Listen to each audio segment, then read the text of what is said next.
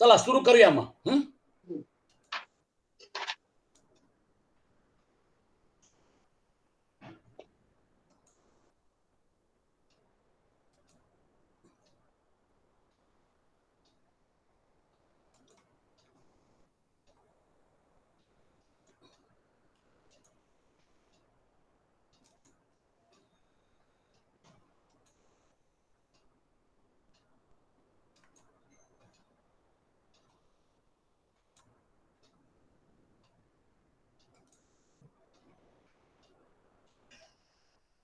आजचं सत्र सुरू करतोय. क्षरपुरुष, अक्षर पुरुष आणि उत्तम पुरुष हे 3 पुरुष कळले तर संसाराचं गणित कळलं आपल्याला. इन सिंपल वर्ड्स, या 3 पुरुषांच्या या पर्टिक्युलर व्यवहारामध्ये हा सगळ्या संसाराचा किंवा या पूर्ण ब्रह्मांडाची व्याप्ती, आपलं अस्तित्व वगैरे हे सगळं कव्हर होतं. भगवद्गीता का वाचायची, भगवद्गीता का समजून घ्यायची, ज्ञानेश्वरी का वाचायची? त्याचं कारण आहे की हे आपल्या अस्तित्वाशी रिलेटेड आहे. जो क्षरपुरुष आहे त्या क्षरपुरुषाला या सगळ्या गोष्टी खऱ्या वाटतात. हे जे क्षर आहे परिवर्तनशील आहे. माझा जन्म झाला, माझा जीवन, माझं शरीर सुटणार है ना, हा मेला, तो मेला, हा सगळा व्यवहार होतो. या व्यवहाराची रियालिटी इतकी जबरदस्त असते की जेव्हा लोक तो व्यवहार करतात तेव्हा हे विसरून जातात की हे तात्कालिक आहे. आज ते आहेत म्हणून त्या व्यवहाराला महत्व आहे. आपण बघतो राजकारणी लोक जे आहेत ते पूर्वी घडलेल्या घटना आणि त्याच्यामध्ये ज्या लोकांनी रोल प्ले केला त्या महापुरुषांची नावं आपल्या सोयीनी घेतात. त्यांच्या सोयीनी ते महापुरुषांची नावं घेतात. त्यांच्या दृष्टीने, कुणाच्या दृष्टीने हा महापुरुष मोठा, कुणाच्या दृष्टीने तो महापुरुष मोठा, आणि मग ते राजकारण खेळत राहतात कारण त्यांना राजकारण करायचंय. हा येणं, राहणं आणि जाणं त्यावेळी त्या महापुरुषांनी जे काम केलं आता ते गेले, आता तो विषय संपला, तो इतिहास जमा झाला. मग ते उगाळत बसायचं, त्याच्यावर नवीन राजकारण खेळायचं, हे सगळं चालू राहतं. हा जो खेळ खंडोबा आहे, हा खेळ खंडोबा, याच्यामध्ये प्लेयर जे आहेत ते प्लेयर्स प्रत्येक जण आपापल्या उपाधींचा प्रयोग करतो. त्याच्या शरीराचा उपयोग करतो, त्याच्या प्राणाचा उपयोग करतो, त्याच्या मनाचा उपयोग करतो, त्याच्या बुद्धीचा उपयोग करतो, आणि अहंकारजन्य त्याचं जे वेगळं अस्तित्व आहे त्या अस्तित्वाला तो पोषण करत राहतो. आणि मग तुम्ही बघता पेपर्समध्ये हेडलाईन्स, यांनी काय म्हटलं, त्यांनी काय म्हटलं, हे सगळं सुरू राहतं. आता यातून थोडं बाहेर पडा. या सगळ्या व्यवहाराला जोपर्यंत शरीर आहे त्या व्यक्तीचं तोपर्यंत ते खरं आहे. मग त्याचे मित्र, त्याचे शत्रू, त्याचे नातेवाईक, हा सगळा जो भाग आहे, बरेचदा आपण बघतो की जर समजा जर का ती व्यक्ती गेली, त्याचा मृत्यू झाला, मग त्यानंतर त्याचे मित्र, त्याचे शत्रू हे सगळे तिकडे येतात. मग आपण त्यांना विचारतो का हो, आयुष्यभर तर तुम्ही त्याच्याबरोबर संघर्ष केला, ते आमचे वैचारिक मतभेद होते जोशी साहेब. वैचारिक मतभेद जे आहेत ते वैचारिक मतभेद राहतील, पण मृत्यू झाल्यानंतर मग कुठला वैचारिक मतभेद, कुठला मतभेद, कुठलं काहीच नाही ना. मग हे सगळं काय होतं, हा जो तमाशा केला होता जन्मभर त्याचा काय संबंध? ते म्हणतात ते त्यावेळी होतं. म्हणजे थोडक्यात शरीर सापेक्ष, उद्या ही पण व्यक्ती राहणार नाही, मग त्यानंतर परत त्याचे मित्र शत्रू सगळे येतील आणि म्हणतात ते आमचे वैचारिक मतभेद होते, पण बाकी अदरवाईज आमचं काही तसं भांडण नव्हतं. व्यक्तिशः आमची मैत्री होती, पण वैचारिक मतभेद होते. आता आपल्या आपल्या पद्धतीने लोक एक्सप्लेनेशन देतात. इन शॉर्ट, हा सगळा जो मतभेदाचा भाग आहे, हा सगळा मतभेदाचा भाग अहंकारजन्य आहे. मग या अहंकाराला पकडायचं की सोडायचं? आता क्षरपुरुष जो आहे तो त्याच्या पलीकडे गेला, त्याने विचार केला की या अहंकारजन्य वातावरणामध्ये आता मला काही इंटरेस्ट नाही, म्हणजे तो त्यातून कंटाळला. असंग शस्त्रेण धुडेन छित्वा. मग तो कंटाळल्यानंतर तो त्या पॉइंटला जातो जिथे अक्षर पुरुषाचं डायमेन्शन सुरू होतं. त्या अक्षर पुरुषाच्या डायमेन्शन मध्ये हा सगळा व्यवहार त्याच्या दृष्टीने गौण आहे.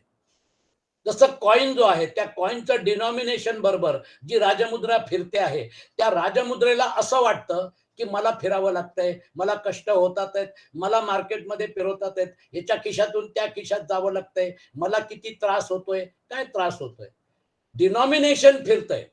पण आज जर समजा जर का हॉस्पिटलमध्ये पेशंटला ऍडमिट करायचं असेल आणि ते म्हणाले की कॅश द्या काय द्या, पण तुम्हाला पेशंटला जर ट्रीटमेंट करायची असेल तर मग तुम्ही कॅश दिली तरी चालेल. मग आम्ही काय करणार? सोनं तारण ठेवणार आणि त्या सोनं सोनं तारण ठेवून जे काही पैसे आलेले आहेत ते पैसे हॉस्पिटलला जमा करणार, पेशंटचं ऑपरेशन करणार.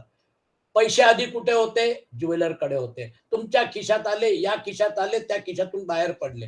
त्याच्याबरोबर राजमुद्रेचा जो प्रवास आहे, हा प्रवास तथाकथित आभास आहे. ती राजमुद्रा जी आहे त्याच्यामुळे तो प्रवास पॉसिबल होतो. तसं आत्मतत्वामुळे हे सगळं जे दिसतंय अहंकाराचं खेळ, हा सगळा खेळ पॉसिबल होतो. जर सत नसेल तर असतचं डायमेन्शनच नाहीये. म्हणून भगवान कृष्ण म्हणतात, नासतो विद्यते भावो, ना भावो विद्यते सतः. सतचं अस्तित्वच नाहीये. सत हे असताचं अस्तित्वच नाही, हा आभास आहे. न असतो विद्यते भावो, न अभावो विद्यते सतः. जो ज्याला हे माहिती असतं की असत जे आहे त्याचं खरं अस्तित्व नाही आहे. त्याचा अस्तित्वाचा बेस सत आहे. सत जे आहे त्याचा अभाव नाहीये आणि असत जो आहे त्याचा भाव नाहीये. हे जर कळलं तर त्याला तत्वदर्शी म्हणतात. दुसऱ्या अध्यायातच भगवान कृष्णांनी प्रिमाइज केलेलं. मग आता सतचं डायमेन्शन जे आहे त्या सतच्या डायमेन्शन पर्यंत जायचंय म्हटल्यानंतर असतचं डायमेन्शन सोडायचंय. वैराग्य आलं, तुम्ही असतच्या डायमेन्शन मधून बाहेर पडलात. तुम्ही अक्षर, आता जे क्षर आहे त्याच्या डायमेन्शन मधून बाहेर पडलात. पण अक्षराचं डायमेन्शन जे आहे ते डायमेन्शन देखील सापेक्ष आहे. ते जे आहे पृथ्वीवर राहून सूर्योदय झाल्यानंतर दिवसाच्या प्रकाशामध्ये जी आपल्याला प्रचिती होते, आपली काही वस्तू हरवलेली आहे, अंधारात सापडत नाही, टॉर्च नाहीये. मग आपण काय म्हणतो, ठीक आहे उद्या सकाळ झाल्यानंतर मग बघू. सूर्यप्रकाशामध्ये स्पष्टपणे आपल्याला ती वस्तू सापडली. थोडक्यात त्या दिवस आणि रात्र ही सापेक्षता पृथ्वीवर आहे. पण आपलं तिथे थांबायचं नाहीये. जिथे दिवस नाही, रात्र नाही, जिथे परिवर्तन नाही, जे याच्या पलीकडे आहे, जे एकमेव अद्वैत आहे, ते जे उत्तम पुरुषाचं डायमेन्शन आहे, ते आपलं परमधाम आहे. ते सनातन अव्यक्त जे आहे ते आपलं गंतव्य आहे. यद्गत्वा न निवर्तन्ते तद्धाम परमम मम. म्हणून तुकाराम महाराज म्हणतात, आम्ही जातो आमुच्या गावा, आमुचा राम राम घ्यावा. ते जे गाव आहे तिथून परत येणं नाही. Then that is the point of no return. त्याचं जे वर्णन आहे उत्तम पुरुषाचं, ते इथे सुंदर प्रकाराने माऊली करतात. आपण आता फायनल स्टेजला आहोत. आज आपला 15वा अध्याय होऊन जाईल. तैसे दृष्टा दृश्य हे जाये, मग कोण म्हणे काय आहे, हेची अनुभवे तेची पाहे रूप तया. दृष्टा पण नाहीये, दृश्य पण नाहीये, म्हणजे मी बघतोय. सब्जेक्ट पण नाहीये, ऑब्जेक्ट पण नाहीये. बियॉन्ड सब्जेक्ट ऑब्जेक्ट, ते जे एकमेव अद्वितीय आहे. सब्जेक्ट ऑब्जेक्ट जे आहे हे सापेक्ष आहे. मी या तीन शरीराला आपलं मानून या तीन शरीराच्या उपाधी ज्या आहेत, म्हणजे स्थूल शरीर, सूक्ष्म शरीर आणि कारण शरीर, या उपाधींचा प्रयोग करून स्वतःचं अस्तित्व दर्शवतोय. अहमला अहंकारामध्ये कन्वर्ट करतोय. मी वेगळा, तुम्ही वेगळे, आपण सगळे वेगळे वेगळे होतो. पण त्याच्या पलीकडे गेल्यानंतर मग त्याप्रमाणे द्रष्टा दृश्य या दोन्ही कल्पना नाहीशा झाल्यावर कोणी असे म्हणेल की त्या ठिकाणी मग काय शिल्लक राहते, आहे की नाही? तुम्ही म्हणाल अ दृष्टा पण गायब झाला, दृश्य पण गायब झालं, मग काय उरलं? मग जे उरलं तर द्रष्टा व दृश्य या कल्पना जाऊन जी उर्वरित स्थिती उरते, ती स्थिती जो अनुभवाने पाहतो तेच त्याचे स्वरूप होय. थोडक्यात माझ्या आतमधलं आत्मतत्व, तुमच्या आतमधलं आत्मतत्व हे एकच आहे. राजमुद्रा एकच आहे, पण व्यवहारासाठी ते कॉइन वेगळे वेगळे वागतात. म्हणजे पहिली गोष्ट, तुम्ही राजमुद्रेपर्यंत पोहोचलात, डिनॉमिनेशन मधून बाहेर पडलात. ही जर क्लॅरिटी आली तर त्या कॉइनच्या राजमुद्रेपर्यंत तुम्ही गेलात. आता त्या कॉइनच्या राजमुद्रेमध्ये गेल्यानंतर मग लक्षात आलं की सगळ्या कॉइनवर 84 लक्ष योनी, त्याच्यावर जी सृष्टी आता सध्या खेळते, ही सगळी परिवर्तनशील सृष्टी जी आहे, तिथं एकच राजमुद्रा जी आहे, त्या राजमुद्रेच्या प्रकाशात, त्या राजमुद्रेच्या ऊर्जेला प्राप्त करून हा सगळा व्यवहार चाललेला आहे. म्हटल्यानंतर मग तुम्ही अक्षर पुरुषाच्या डायमेन्शन मध्ये गेलात, त्याच्या पलीकडे. कारण ती राजमुद्रा जी आहे त्याचा सोर्स काय आहे? आरबीआय. आरबीआय ठरवणार की किती चलन मार्केटमध्ये सोडायचं. तो जो आरबीआयचा जो पॉइंट आहे, जिथे राजमुद्रा जी आहे, ती जी ऑफिशियल त्याला जे मान्यता त्या कॉइन्सला, त्या मुद्रा, त्या ज्या मुद्रा चालू आहेत, ती जी इकॉनॉमी चालू आहे, इकॉनॉमीला ड्राईव्ह करण्यासाठी, कंट्रोल करण्यासाठी जे तिथं कंट्रोलिंग पॉइंट आहे, त्या कंट्रोलिंग पॉइंट पर्यंत जेव्हा तुम्ही जाता, मग त्यानंतर हा सगळा व्यवहार जो आहे, हा सगळा व्यवहार गौण आहे त्यांच्यासाठी. ते जे तिथे आरबीआय गव्हर्नर आहेत किंवा तिथे जे आहेत तथाकथित जे करता धरता लोक आहेत, they are not concern with the micro, they are concern with the macro statistics, की चलन म्हणजे इकॉनॉमी कुठल्या दिशेने चाललेली आहे, काय करायला पाहिजे. मग हा जो आहे, इंटरेस्ट रेट वाढवायचा की कमी करायचा, हे जे तिथले कंट्रोल्स असतात, की ती मार्केट इकॉनॉमी चालली पाहिजे, तो जो पॉइंट आहे तो उत्तम पुरुषाचा पॉइंट आहे. तुम्ही या व्यवहारातून पहिले बाहेर पडा. या व्यवहाराच्या बाबतीत जर समजा जर का तुम्हाला अजूनही गुंतून पडलेले असाल, तुम्हाला या बाबतीत वैराग्य नसेल, तर मग काय होईल, धड इकडचं नाही धड तिकडचं नाही. याला जेव्हा तुम्ही अनालिसिस करता, जेव्हा तुम्ही चिंतन मनन करता, निदिध्यासन करता, तेव्हा लक्षात येतं, न रूपमस्येह तथोपलभ्यते, नांतो न चादिर न च संप्रतिष्ठा, अश्वत्थमेनं सुविरूढ मूलम असंग शस्त्रेण दृढेन चित्वा. जेव्हा तुम्ही त्याचं अनालिसिस करता, जेव्हा तुम्ही डीप थिंकिंग करता, तेव्हा लक्षात येतं की हे एवढं जे त्याचं अगदी जकडण आहे, अकडण आहे, माझा जन्म झाला, माझा मृत्यू, मग कर्मगती, मग कुठल्या लोकात जाणार, भुवलोकात जाणार की महलोकात जाणार, हा सगळा विचार, हे लोकांतरचं पूर्ण गणित, ब्रह्मलोकापर्यंत जाणार, इकडे पुण्य करणार, स्वर्ग लोकात जाणार, तिकडे क्षीण झालं पुण्य किंवा परत इकडे येणार, इकडे पण भोग भोगणार, तिकडे पण भोग भोगणार. या सगळ्या गोष्टी गौण झाल्या. लोकांतराचा प्रवासच बंद झाला. त्या पॉइंटला गेल्यानंतर मग सनातन अव्यक्तच्या पॉइंटला या सगळ्या कर्मगतीमधून तुम्ही बाहेर पडलात. प्रत्येक जण आपापल्या कर्मगतीप्रमाणे आयुष्य जगतोय. आज तुमच्या बरोबर आहे, आज तुम्हाला अनुकूल आहे, त्याची कर्मगती बदलली की मग त्यानंतर त्याचं वर्तन बदलू शकतं. मग त्यानंतर तुमची ऍक्शन, त्याची ऍक्शन होईल, तुमची रिॲक्शन होईल. पेपरमध्ये एक जाहिरात काय आली, त्या जाहिरातीवर एवढं एक्सप्लेनेशन दिल्या जातंय. आत्तापर्यंत बरोबर होते. मग काय झालं? अहंकार, कारण कर्मगतीप्रमाणे अहंकाराला स्टिम्युलेशन होतं. अहंकार, मग त्यानंतर मन, बुद्धी, आणि मग त्यानंतर त्याचं प्राकटीकरण, त्याचं प्रात्यक्षिक तुम्हाला दिसतं. कल्पना करा तुम्ही, या पद्धतीने लोकांचे ऍक्शन रिॲक्शन होत राहतील, कर्मगती बदलत राहील. आजचे मित्र शत्रू होतील, उद्याचे शत्रू आजचे शत्रू मित्र होतील. हा सगळा खेळ चालू राहील. याच्या बाबतीत तुम्हाला जर समजा का वैराग्य असेल, असंग शस्त्रेण धुडेन चित्वा, तर मग तुमचं काम झालं. व्यवहार करा. या व्यवहारामध्ये करताना लक्षात ठेवा, रोल प्ले आहे, तो खरा नाहीये, तो पिक्चरचा हिस्सा आहे. आज तुमच्या बरोबर जरी समजा जर का खरा वाटत असला, तरी तो जो आहे त्या पिक्चर बरोबर जाणार. पिक्चर रिलीज होते, त्या बाबतीत मग त्यानंतर उहापोह होतात. त्याच्यामध्ये जे रोल प्ले करणारे कलाकार असतात त्यांना पैसे मिळाले. पिक्चर तयार करणारी व्यक्ती जी असते, त्या व्यक्तीने एका पर्टिक्युलर उद्देशाने तो पिक्चर तयार केलेला असतो. त्याच्यावर चर्चा होते, टीव्हीवर चर्चा होते, स्टुडिओमध्ये चर्चा होते. पिक्चर तयार झाला, ती कलाकृती तयार झाली, तो कलाकार पुढे सरकला, सगळे पुढे सरकले. काही 2 महिने 3 महिने चर्चा होणार, सुप्रीम कोर्टापर्यंत आक्षेप जाणार, आणि मग शेवटी सगळं शमणार. थोडक्यात तो रोल जो होता तो त्या पिक्चर बरोबर गेला. त्या व्यक्तीला काही फरक नाही पडला. तो तिथे टीव्ही चर्चेमध्ये भाग घेतोय. इन शॉर्ट, असंग शस्त्रेण दृढेन छित्त्वा, हा पॉइंट लक्षात ठेवा. मग त्यानंतर पहिला मार्ग मोकळा, अक्षरपर्यंत पोहोचलात.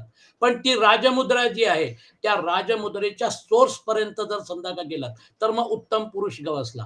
कारण तिथे जो पॉइंट आहे, जे प्रकाशे वीण प्रकाशू, ईशितव्ये वीण ईशू, आपणे नीची अवकाशू वसवीत, असे जो जो प्रकाशाशिवाय प्रकाश आहे, व जो नियम्य पदार्थाशिवाय नियामक आहे, व जो आपल्यानेच सर्व पोकळी भरून टाकतो. जर समजा का असं आपण म्हटलं की अहो हा सगळा जो इकॉनॉमी आहे, हा ही सगळी अर्थव्यवस्था आहे, या अर्थव्यवस्थेचा सोर्स राजमुद्रा आहे, हे तिथून सुरुवात झालेली आहे. हे जर समजा जर का कळलं, तरी पण तुम्हाला कळलं त्या सोर्समध्ये हा सगळा जो अर्थव्यवस्थेचं ते चलन आहे, इकडे-तिकडे जाणं आहे, हे सगळा व्यवहाराचा भाग जो आहे, हा तिथं ॲप्लिकेबल नाही आहे. But it is the source. ते जर सत नसेल, तर असतचा खेळ चालूच शकणार नाही. मग सत जे आहे, त्या सतच्या डायमेन्शनमध्ये जे प्रकाशे वीण प्रकाशू, ईशितव्ये वीण ईशू, आपणे नीची अवकाशू, वसवीत असे जो. जो नादे एकी जाता नादू, स्वादे चाखी जाता स्वादू, जो भोगी जतसे आनंदू आनंदेची. त्याला डिस्क्राईब कसं करणार? माऊली त्याचा प्रयत्न करतात ते डिस्क्राईब करायचा. जो ध्वनीकडून ऐकला जाणारा ध्वनी आहे, जी चव चवीने चाखावी व जो आनंद आनंदानेच भोगावा, जो पूर्णतेचा परिणामू, पुरुषुगा पुरुषोत्तमू, विश्रांतीचाही विश्रामू, विराला जेथे. जे सुखाला प्राप्त झालेले सुख आहे, जे तेजाला सापडलेले तेज आहे, आणि ज्या ब्रह्मरूपी महाशून्यामध्ये आकाशादी शून्यही नाहीसे झाले आहे. मग त्या पॉइंटला तुम्ही आणि मी वेगळे राहिले का? हा सगळा जो तथाकथित अहंकारजन्य व्यवहार जो आहे, हा समुद्रावर उठणाऱ्या लाटांसारखा अहंकार कुणाचा बळावतो, मग त्यानंतर तो अहंकार शांत होतो, दुसरा अहंकार बळावतो. हे असे सगळे बळावलेले अहंकार जे आहेत, हेच बघत राहायचे का? याला खरं मानायचं का? नो वे. याला खरं मानायचं, हा जो भाग आहे, ही माया आहे, हे बंधन आहे. याला खरं नाही मानायचं, याच्या पलीकडचं जे आहे ते खरं आहे, हे जाणायचं म्हटल्यानंतर मग तुम्ही बंधनातून मुक्त झालात. म्हणून बद्ध आणि मुक्त हे गुणसापेक्ष आहे. बद्धो मुक्त इति व्याख्या गुणतो मेन वस्तुतः, गुणस्य माया मूलत्वान न मे मोक्षो न बंधनम. उद्धवाला समजून सांगतात आहेत ना. बद्ध आणि मुक्त ही जी व्याख्या आहे, ही गुणसापेक्ष आहे. मी म्हणजे वस्तू जी आहे, मेन अस्तित्व जे आहे, त्याला ऍप्लिकेबल नाहीये. पण गुणस्य माया मूलत्वान, गुण हे माया मूलक आहेत. आणि म्हणून न मे मोक्षो न बंधनम, हे युद्धवा मला मोक्ष पण नाही, मला बंधन पण नाही. ती जी अवस्था आहे, मग त्यानंतर त्या अवस्थेमध्ये मोक्ष आणि बंधन, बंधन आणि मोक्ष, हा सगळा भाग जो आहे, हा सगळा भाग विषय संपला. त्या पॉइंटला गेल्यानंतर मग यद्गत्वा न निवर्तन्ते तद्धाम परमम मम, त्या पॉइंटला गेल्यानंतर मग या व्यवहारातून आपण सुटलो. इन शॉर्ट 15व्या अध्यायाचा अनालिसिस करता करता लक्षात आलं की आपण बद्ध आहोत, ही कल्पना जी आहे, या कल्पनेचा त्याग करायचा. तुम्ही बद्ध नाही ही कल्पना सोडली की मग त्यानंतर तुम्ही स्वाभाविकतया मुक्त आहात. कारण नित्य मुक्त जे आहे, कारण तुमचं बेसिकली जे नित्य आहे त्याच्याबरोबर तुमची नाळ जोडलेली आहे.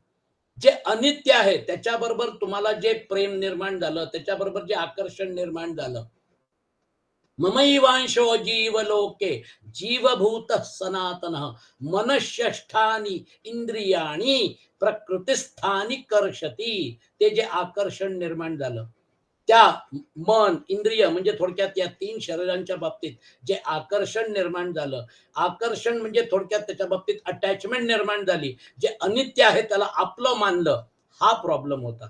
मग आपलं मानलं तर सोडून द्या. आपलं जर समजा का मानलं होतं, तर त्याला सोडायला किती वेळ लागतो? आणि तुम्ही जर समजा जर का आत्ता नाही सोडलं, पण जेव्हा शरीर सोडावं लागेल त्याच्याबरोबर हे सगळं तसंही सुटणार आहे.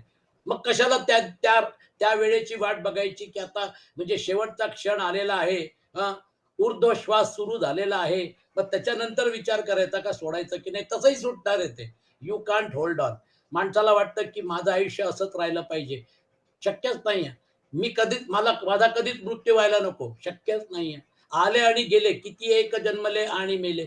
थोडक्यात आपल्याला जर समजा काही यातून बाहेर पडायचं असेल तर उद्याची वाट नका बघू, आत्ताच बाहेर पडा.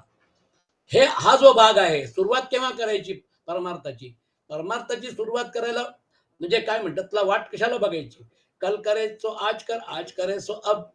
तुम्हाला प्रपंच करता करता परमार्थ जर करायचा असेल तर सत्संगाचा भाग जो आहे हा महत्वाचा आहे. कारण माऊली म्हणजे काय म्हणतात, आदि शंकराचार्य म्हणतात, सत्संगत्वे निस्संगत्वम, निस्संगत्वे निर्मोहत्वम, निर्मोहत्वे निश्चलितत्वम, निश्चलितत्वे जीवन मुक्ती.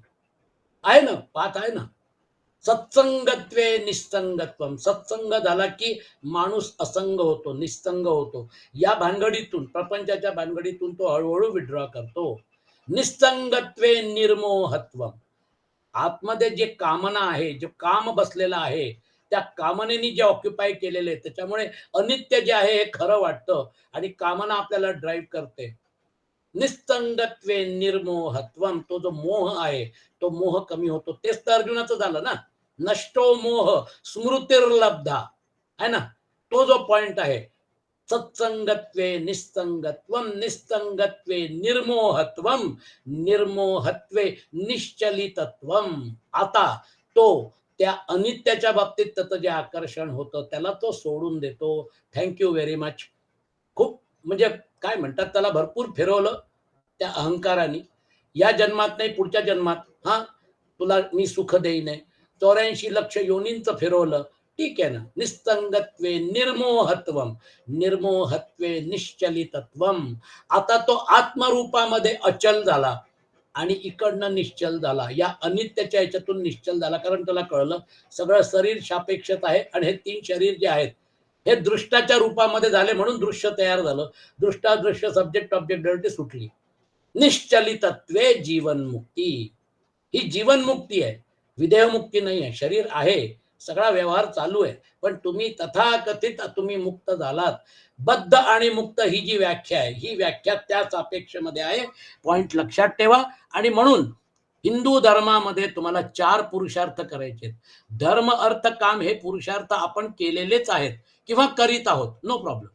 पण मोक्ष हा जो पुरुषार्थ आहे, याला टेबलावर ठेवा, याच्या बाबतीत विचार करा. आपला एकच धर्म आहे, जो धर्म या कल्पनेला धरून चालू आहे. बाकी धर्मांमध्ये ती मॅच्युरिटी नाहीये. म्हणजे काय म्हणतात त्याला, मॅच्युरिटी नाही आहे म्हटल्यानंतर अजूनही ते त्या लेवलला गेलेले नाही की अहम ब्रह्मास्मी, मी कोण आहे हे तुम्हाला दाखवून देणारं काम जे आहे ते हिंदू धर्म करतो. आणि ते कसं करायचं हे पण सांगतो. म्हणून आपल्याकडे जे एलिव्हेटेड कॉन्सेप्ट आहेत, आपल्याकडे ऋषीमुनींनी जे काय म्हणतात त्याला, या हिंदू धर्माची मुहूर्तमेढ केलेली आहे. तो हिंदू धर्म जो आहे तो आत्मसाक्षात्कारावर अवलंबून आहे. आत्मसाक्षात्कार, आपलं खरं अस्तित्व हे जाणून घेण्याचं काम हिंदू धर्मामध्ये महत्वाचं आहे. आणि म्हणून माऊलींनी त्या लेवलला जाऊन त्या लेवलला समजवण्यासाठी त्यांनी उदाहरणं दिलेले आहेत. सुखासी सुख जोडिले, जे तेज तेजासी सापडले, शून्यही बुडाले महाशून्य जे, जे विकासाही वरी पुरता, ग्रासातेही ग्रासुनी पुरता, जो बहुते पाडे बहुता पासुनी बहु. कसं डिस्क्राईब करणार त्याला. माऊली म्हणतात असा जो पूर्ण आहे व जो पुष्कळापेक्षाही पुष्कळ पटीने पुष्कळ आहे. पैनेन तया प्रती रूपेपणाची प्रतीती, रूपे न होनी शुक्ती दावी जेवी. वर सांगितल्याप्रमाणे जर सर्वच स्वरूप चैतन्य आहे, तर मग स्वरूप न भासता विश्व का भासते, या शंकेचे समाधान माऊली करतात आहेत. ज्याप्रमाणे शिंप ही आपण स्वतः रूपे न घेऊन आपल्या शिंपपणाचे अज्ञान ज्याच्यामध्ये आहे, अशा अज्ञानाला आपल्या ठिकाणी रूपे भासवते. कानाना अलंकार दशे, सोने न लपत लपाले असे, विश्व न होनिया तैसे विश्वदोधरी. अथवा अनेक अलंकारांच्या स्थितीत आकारात जसे सोने न लपता झाकलेले आहे, त्याप्रमाणे जो विश्व न होऊन विश्वाला धारण करतो. थोडक्यात अलंकार जे आहेत, हे अलंकार आपण तयार करतो त्या सोन्यापासून. त्या त्याला घडवण्याचा जो खर्च आहे तो पण चार्ज होतो. म्हणजे सोन्याची व्हॅल्यू प्लस घडवणी, हे जे आहे, जे लेबर, हे ऍड करून तुम्हाला त्या काय म्हणतात त्याला दागिना विकला जातो. तो दागिना जो आहे, तो दागिना परत सोन्यात केव्हाही कन्वर्ट करता येतो. म्हणजे थोडक्यात ते सोनंच होतं, त्याला घडवलं, त्याला वेगळे वेगळे रूप दिले आणि मग त्यानंतर परत त्याचं मूळ सोन्याचं जे रूप आहे, ते सोन्याचं रूप प्राप्त झालं. तसंच तज्जलान सर्वम खलविदम ब्रह्म तज्जलान, हे सगळं ब्रह्मच आहे. तज्जलान म्हणजे त्याच्यापासूनच जगताची उत्पत्ती झालेली आहे, त्याच्यावरच जग अवस्थित आहे आणि त्याच्यामध्येच ते लय होणार. म्हणून तज्जलान, उत्पत्ती स्थिती आणि लय हे पण त्या सततत्वामध्ये ब्रह्मतत्वामध्येच होतं. इन शॉर्ट आत्मतत्व जे आहे ते जर समजा का सोडलं, तर बाकी हा सगळा जो भाग आहे, हा अनित्याचा भाग जो आहे, हा परिवर्तनशीलता जो भाग आहे, ती योगमायेचं डायमेन्शन आहे. म्हणजे कुठपर्यंत योगमायेचं डायमेन्शन आहे? त्याच्यामध्ये 3 शरीर आले. त्याच्यामध्ये हा सगळा व्यवहार आला 3 शरीराच्या द्वारा आणि तिथं हे जे डायमेन्शन्स आहेत, जे आपले हे व्यष्टी डायमेन्शन आपले जे आहेत, स्थूल, सूक्ष्म, कारण 3 शरीर. त्याला पॅरलल समष्टीचे जे डायमेन्शन आहेत, म्हणजे विराट, हिरण्यगर्भ आणि ईश्वर, हे सगळं त्याचा हिस्सा आहे. तुमचं स्थूल शरीर विराटाचा हिस्सा आहे. तुमचं हिरण्यगर्भ जे आहे त्याचा हिस्सा म्हणजे तुमचं सूक्ष्म शरीर 17 तत्वांचं आणि ईश्वरचं जे डायमेन्शन आहे, तुमचं कारण शरीर कर्माशय आणि तिथे अहंकाराचं बीज हे ईश्वराचं डायमेन्शन आहे. म्हणून भगवद्गीता 18व्या अध्यायात म्हणणार, ईश्वर सर्वभूतानां हृद्देशेर्जुन तिष्ठती भ्रामयन सर्वभूतानी यंत्रारूढानी मायया. ते जे ईश्वराचं डायमेन्शन आहे, म्हणजे थोडक्यात हा जो पोर्शन सगुणाच्या मध्ये रिफ्लेक्ट होतोय ईश्वराचा, तोच हा सगळा व्यवहार चालवतोय. आरबीआय मध्ये व्यवहार चालवणारी व्यक्ती जी आहे, कोणीतरी डेप्युटी गव्हर्नर असेल किंवा जो कोणी असेल, तो या व्यवहाराची पूर्ण जबाबदारी घेतो. त्याच्या पलीकडचं जे आहे, हा जो भाग आहे तो आपल्याला दिसत नाही. तसं ईश्वर ते डायमेन्शन आहे जे या सगुणामध्ये हा सगळा व्यवहार चालवण्यासाठी जबाबदार आहे. पण गुणातीत जे डायमेन्शन आहे, निर्गुण निराकार, सगुण निराकार आणि सगुण साकार एकच परब्रह्म तत्व आहे. म्हणून त्या पॉइंटला ईश्वराच्या डायमेन्शन पर्यंत जा आणि ईश्वराच्या डायमेन्शन पर्यंत गेल्यानंतर आता काय राहिले तर कारण शरीर आणि तिथे असलेला अहंकार. मग जसं माऊलींनी केलं, त्या कारण शरीराचीच ट्रीटमेंट करून टाकली संजीवन समाधी घेऊन. त्या कारण शरीरामध्ये अनेक जन्मांचे जे कर्म संचित रूपात होते है ना, ते या जन्मी केलेले जे कर्म होते ते परमेश्वराला समर्पित केले. त्यामुळे त्यांचं काहीच नव्हतं. जे केले ते सगळे परमेश्वराला समर्पित केले. Zero balance. आता संचित कर्म जे आहे त्याची ट्रीटमेंट म्हणजे मग त्याला दग्ध बीज करतात. ज्ञानाग्नी सर्व कर्माणि भस्मसात कुरुते अर्जुन. हठयोगी होते. त्यांच्यामध्ये ती ताकद होती. ज्ञानाग्नी तो जो ज्ञानाचा अग्नी पेटला त्याच्यामध्ये ते कारण शरीर विथ अहंकार भस्म झालं. वेगळं अस्तित्व कुठं राहिलं? तुकाराम महाराजांनी वेगळा मार्ग अडॉप्ट केला कारण हे सगळे भक्त श्रेष्ठ होते. तुकाराम महाराज सदैव वैकुंठाला गेले म्हणजे काय केलं? सदैव वैकुंठाला गेले म्हणजे पहिलं डायमेन्शन विराटचं. तिथे स्थूल शरीराचं डायमेन्शन आहे. विराटच्या डायमेन्शन मधून हिरण्यगर्भाच्या डायमेन्शन मध्ये गेले. हिरण्यगर्भाच्या डायमेन्शन जे आहे ते सूक्ष्म डायमेन्शन आहे. ते जे आहे स्थूल पासून सूक्ष्मामध्ये गेलेत. स्थूल जे आहे ते विराटाला समर्पित केलं. सूक्ष्म जे आहे ते हिरण्यगर्भाला समर्पित केलं आणि तिथून जो पुढचा प्रवास होता कारण शरीराचा, ते जे म्हणजे कारण डायमेन्शन होतं कॉझल बॉडी, ते ईश्वराला समर्पित करून टाकलं. आता काय राहिलं? काहीच नाही राहिलं. वेगळं अस्तित्व कुठे राहिलं? आम्ही जातो आमुच्या गावा, आमुचा राम रमा घ्यावा. आपले तिन्ही शरीर जे आहेत ते यथास्थिती ज्या ज्या डायमेन्शन पासून निर्माण झाले होते त्याला समर्पित करत करत डायरेक्टली त्या पॉइंटला पोहोचले. थोडक्यात हा जो भाग आहे हा अनुभव केलेला होता. दोघांचा चॉईस वेगळा होता. दोघं वेगळ्या मार्गाने गेले. पण आज कल्पना करा तुम्ही, दोघं गेले तिथेच. कसं असतं, त्यांनी ते तत्व त्यांना समजलेलं होतं. त्यांची आध्यात्मिक ताकद जबरदस्त होती आणि भक्तीची ताकद जबरदस्त होती. त्यांनी तुम्हाला दाखवून दिलं. आज लोक पालख्या घेऊन जातात. आज पंढरपूरला मी माऊलींची पालखी घेऊन जातोय. मी तुकाराम महाराजांची पालखी घेऊन जातोय. दिंड्या त्यांना जॉईन करतात. लोकांची श्रद्धा बघा. आमच्याबरोबर माऊली येतात आहेत. आमच्याबरोबर तुकाराम महाराज येतात आहे.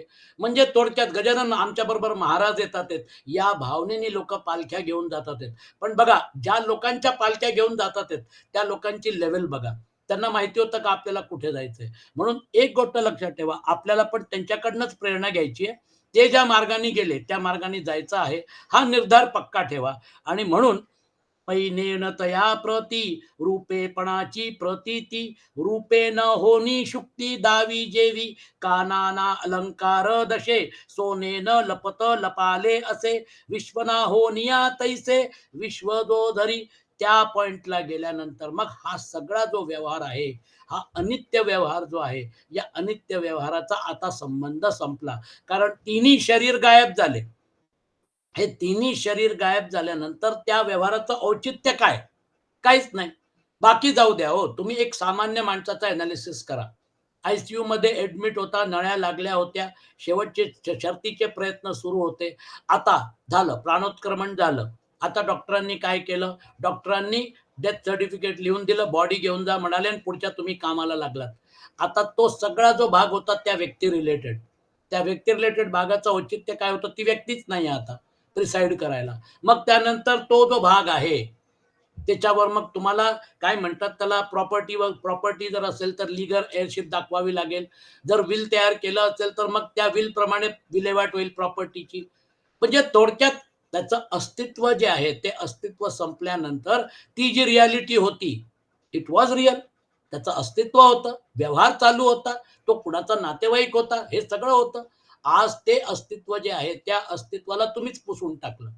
हेच सगळे नातेवाईक जे होते, हेच सगळे इष्टमित्र होते, या सगळ्यांनीच त्या तिकडे काय म्हणतात त्याला अंत्यविधीमध्ये भाग घेऊन आणि मग त्यानंतर शोकसभा करून फुरसत झाले. म्हणजे थोडक्यात प्रत्येकाचं अस्तित्व हेच आहे ना, त्याच्यामध्ये फरक काय पडणार आहे? मग हे जे अस्तित्वाची रियालिटी आहे, ग्राउंड रियालिटी जर ही आहे, तर या अस्तित्वाच्या बाबतीत आकर्षण, या वेगळ्या अस्तित्वाच्या बाबतीत प्रेम, याच्यामध्ये गुंतून पडणं, याच्यामध्ये हे दोघं जण गुंतून नाही पडले. संत श्रेष्ठ होते. आज पुण्याच्या जवळच आहेत दोघी, देहू पण आहे आणि आळंदी पण आहे. जेव्हा आपण प्रेरणा घेतो तेव्हा त्यांनी आपल्याला स्पष्टपणे सांगितलं, जे सांगितलं तुकाराम महाराजांनी त्यांच्या गाथांमध्ये जी गोष्ट स्पष्ट केलेली आहे तसं आयुष्य जगले. माऊलींनी जसं सांगितलं तसं आयुष्य जगले. का नाना अलंकार दशे सोने न लपत लपाले असे, विश्व न होनिया तैसे विश्व जो धरी. आणि म्हणून या पॉइंटला गेल्यानंतर मग यस्माक्षरमतीतोहम अक्षरादपि चोत्तम अतोस्मि लोके वेदे च प्रथित पुरुषोत्तम. कारण मी नाशवान जडवर्ग क्षेत्रापासून तर पूर्णपणे पलीकडचा आहे आणि अविनाशी जीवात्म्यापेक्षाही उत्तम आहे.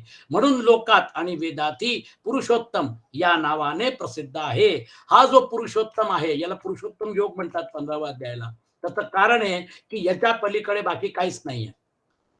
हा जो पुरुषोत्तम आहे याच्या पलीकडचं सगळं जे आहे हे सगळं त्याच्या योगमायेचं डायमेन्शन आहे.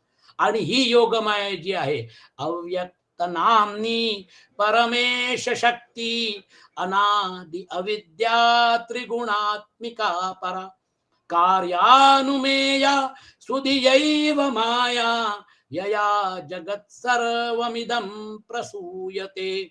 ती अव्यक्त नामनी परमेश शक्ती आहे, ती याचीच शक्ती आहे ज्या योगमायेने हे सगळं क्रिएट केलेलं आहे. परब्रह्म परमात्मा आणि त्याची योगमाया याच्या पलीकडलं कुठलंही अस्तित्व खरं नाहीये. हा जर पॉइंट लक्षात आला तर पुरुषोत्तमाच्या पॉइंटला गेल्यानंतर मग ऍब्सल्यूट शरणागती, कारण तिकडे दुसरं काहीच नाहीये. आणि म्हणून माऊली आपल्याला त्या दिशेने आता घेऊन जातात. हे असो जलतरंगा नाही सिनाने पण जेवी गा तेवी दिसता प्रकाशू जगा आपण चिजो. हे राहू द्या, ज्याप्रमाणे पाणी व लाटा यात भिन्नपणा नाही, म्हणजे लाट हा काही वेगळा पदार्थ नसून त्या रूपाने भासणारे एक पाणीच आहे. त्याप्रमाणे जो उत्तम पुरुष आपण जगाला प्रतीतीस येणारा प्रकाश आहे, म्हणजे ज्याच्या सदत्वाने जग आहे व ज्याच्या प्रकाशाने जग भासते. आपुलिया संकोच विकाशा आपणची रूप वीरेशा हा जळी चंद्र हन दैसा समग्र गा. ज्याप्रमाणे पाण्यात दिसणारा संपूर्ण चंद्र हा आपल्या संकोचा विकासास आपणच कारण आहे, त्याप्रमाणे वीरा अर्जुना जगतभास रूपी आपल्या विकास व जगताचा प्रलय रूप आपला संकोच, या आपल्या संकोच विकासास तो आपणच कारण आहे. द्विधासम अभवत बृहत, पुरुष आणि प्रकृती रूपामध्ये तो तथाकथित मॉडिफाय झाल्यासारखा भासला. द्विधासम ऍक्च्युली दोन नाही झालेला आहे, द्विधासम अभवत बृहत श्रीमद भागवतात म्हणतात. म्हणजे ते मी तुम्हाला जो चार्ट समजावून सांगितला असं झालं, प्रकृती पुरुष, मग त्यानंतर पुढं म्हणजे महत्व वगैरे तो जो सगळा डायमेन्शन आहे त्या पॉइंटच्या पलीकडे जर समजा का आपण गेलं तर मग तैसा विश्वपणे काही होये विश्वलोपी काही न जाये, जैसा रात्री दिवसे नो हे द्विधारवी. रात्री सूर्य वेगळा आणि दिवसा सूर्य वेगळा असं आहे का? सूर्य एकच आहे. रात्रंदिवस हा जो आहे, हा पृथ्वीच्या भ्रमणामुळे, पृथ्वी जी आहे ती आपल्या भोवती जी फिरते आहे, प्रदक्षिणा सूर्याच्या भोवती प्रदक्षिणा करते, आपल्या भोवती फिरते, rotation and revolution of the earth, त्याच्यामुळे हे सगळं होतंय. मग वास्तविक पाहता सूर्य एकच आहे. तसं ज्याप्रमाणे रात्र व दिवस यांच्या योगाने सूर्य दोन प्रकारचा होत नाही, त्याप्रमाणे विश्वपणाने हा काही होत नाही आणि विश्वाचा लोप झाला असता हा कोठेही जात नाही. हा ब्रह्मविवर्तवाद आहे. म्हणजे थोडक्यात हे सगळं जे चालू आहे, हे सगळं आपल्याला आभास रूपात, कारण आपण असतामध्ये आपण स्वतःला असतो आणि ते आपल्याला खरं वाटतं. म्हणून असतोमा सद्गमय, तमसोमा ज्योतिर्गमय, मृत्योर्मा अमृतम गमय. त्याचं फळ काय आहे शेवटी? मृत्यूपासून अमृतत्वाकडे. आणि म्हणून माऊली म्हणतात, तैसा काहीची कोणीकडे, काहीसेनीही वेची न पडे, जयाचे सांगडे जयासीची. त्याप्रमाणे कधीच कोणाकडे कशानेही हा उत्तम पुरुष कमी होत नाही. व ज्याच्यासारखाच जो आहे, जो आपण पेची आपणया, प्रकाशी तसे धनंजया, काय बहु बोलो जया नाही दुजे. मग आता तिथे दुजे पण कुठे? एकमेव अद्वितीय, अशी त्याची व्याख्या आहे. तो एकमेव आहे आणि तो अद्वितीय आहे. आणि म्हणून अर्जुना, जो आपणच आपल्याला प्रकाशतो, फार काय सांगू, ज्याला दुसरे नाही म्हणजे एकाकी आहे, तो गामी निरूपाधिकू, क्षराक्षरोत्तमू एकू, म्हणोनी म्हणे वेद लोकू पुरुषोत्तमू. क्षर व अक्षर या दोन पुरुषाहून श्रेष्ठ व उपाधिरहित असा काय जो मीच आहे, म्हणून वेद व सर्व जग मला पुरुषोत्तम म्हणतात. थोडक्यात त्याच्या पलीकडे दुसरं काहीही नाही. परब्रह्म परमात्मा व त्याची योगमाया हा हिंदू धर्माचा कळस आहे. लक्षात ठेवा. आपल्याकडे अनेक देवी देवता आहेत. आपण हे सगळं जे करतो आहे, हे सगळे अनेक देवी देवता वगैरे जो आहे, हा ऑपरेशनलचा भाग आहे. पण वास्तविक हिंदू धर्म काय सांगतो? एकच परब्रह्म परमात्मा, एकमेवा द्वितीय सत्ता जी आहे, तेच खरं आहे आणि त्याची योगमाया, जे हे सगळं क्रिएशन आपल्या समोर आणि आपल्या जन्म जीवन मृत्यूला कारणीभूत आहे. त्याच्या पलीकडे काही नाही. पॉइंट लक्षात ठेवा. म्हणून इथे माऊली म्हणतात, तो गामी निरूपाधिकू, क्षराक्षरोत्तमू एकू, म्हणोनी म्हणे वेद लोकू पुरुषोत्तमू. यो मामेव सम्मूढो जानाति पुरुषोत्तमं, स सर्वविद् भजति मां सर्वभावेन भारत. हे भारता, जो ज्ञानी पुरुष मला अशा प्रकारे तत्वतः पुरुषोत्तम म्हणून जाणतो, तो सर्वज्ञ पुरुष सर्व रीतीने नेहमी मला वासुदेव परमेश्वरालाच भजतो. हे सगळे जे तथाकथित देवी देवता आहेत, ह्याच्यामध्ये काही इतिहासातले, काही पुराणातले आहे ना. आता राम आणि कृष्ण, त्रेतायुगामध्ये रामावतार झाला, म्हणून आपण राम आणि हनुमान असे हे जे आपले दैवत तयार झाले. नंतर द्वापर युगामध्ये कृष्णाचा अवतार झाला, म्हणून राधा कृष्ण हे तयार झाले. थोडक्यात त्याच्या आधी ज्या घटना घडल्या चाक्षुष मन्वंतरामध्ये, सध्या वैवस्वत मन्वंतर सुरू आहे, त्या ज्या घटना झाल्या त्याच्यामध्ये वेगळे वेगळे दैवत तयार झाले. हे सगळे दैवत जे आहेत, हे सगळे दैवत जे आहेत, त्याच्या पलीकडची जी सत्ता आहे, ती सत्ता कळल्यानंतर मग त्याचे पाय धरा, याच्या पलीकडे काही नाही. कारण त्याचे पाय धरल्यानंतर ती जी भक्ती आहे, संसाराकडे आपली कामना असते, इच्छा असते, मोह असतो. तो मोह आणि कामना, इट्स अ फोर्स. त्याला जर समजा का परमेश्वराकडे वळवलं, तर त्याला आपण भक्ती म्हणतो. मी भक्त नाहीये, मी विभक्त नाही आहे, मी तुझा भक्त आहे. म्हणजे खऱ्या अर्थाने भक्त म्हणजे जो परमेश्वरापासून वेगळा स्वतःला मानत पण नाही आणि तो कायम स्वरूपी परमेश्वराचा बरोबरच आहे, हा आभास नाही आहे. हे आता त्याला प्रचिती झालेली आहे. म्हणून पुरुष सर्व रीतीने नेहमी मला वासुदेव परमेश्वरालाच बघतो. त्या पॉइंटला गेल्यानंतर मग याला म्हणतो आपण टोटल शरणागती, कंप्लीट शरणागती, प्रपत्ती ज्याला म्हणतात. आता त्याच्यानंतर मग तुम्हाला अजून कोणाचे पाय धरायची गरज नाही. हा जो भाग आहे पुरुषोत्तम योगामध्ये, त्याला आता आपल्या समोर माऊली हायलाइट करणार आहे.